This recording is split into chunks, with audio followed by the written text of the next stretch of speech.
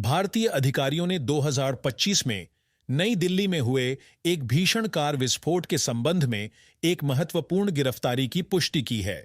यह घटना लाल किले के पास हुई थी, जिसमें 1 दर्जन से अधिक लोगों की जान चली गई और कई अन्य घायल हुए थे। इस मामले को शुरू से ही एक आतंकवादी कृत्य के रूप में देखा जा रहा है। गिरफ्तार किया गया व्यक्ति कश्मीर का निवासी है। उसकी पहचान उस वाहन के मालिक के रूप में की गई है जिसका उपयोग इस घातक विस्फोट को अंजाम देने के लिए किया गया था। यह गिरफ्तारी जांच में एक महत्वपूर्ण मोड़ का प्रतिनिधित्व करती है। 2025 में देश की राजधानी दिल्ली एक भयावह घटना की गवाह बनी। लाल किले के ऐतिहासिक परिसर के करीब एक कार में हुए विस्फोट ने पूरे शहर को झकझोर दिया। इस हमले ने सार्वजनिक सुरक्षा और राष्ट्रीय सुरक्षा पर गंभीर सवाल खड़े किए थे। विस्फोट की तीव्रता ने आसपास के क्षेत्र में व्यापक क्षति पहुंचाई। इसने निर्दोष नागरिकों के जीवन को छीन लिया और कई परिवारों को तबाह कर दिया। घटना के तुरंत बाद कानून प्रवर्तन एजेंसियों ने इसे एक सुनियोजित आतंकवादी हमला घोषित किया।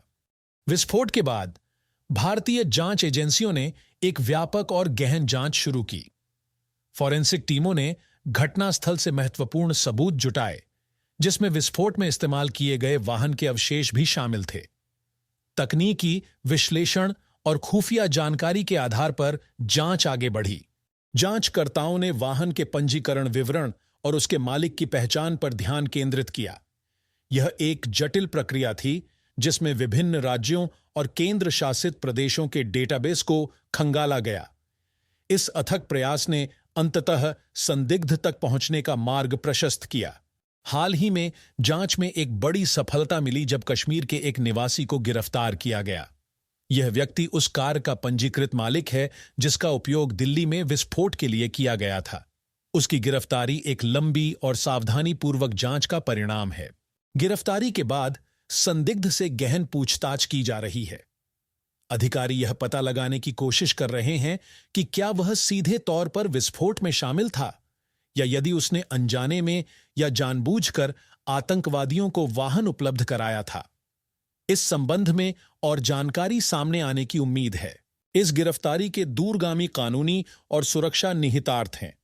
यह दर्शाता है कि भारत की आतंकवाद विरोधी एजेंसियां ऐसे जघन्य कृत्यों के अपराधियों को न्याय के कटघरे में लाने के लिए प्रतिबद्ध हैं। यह मामला आतंकवाद विरोधी कानूनों के तहत आगे बढ़ेगा।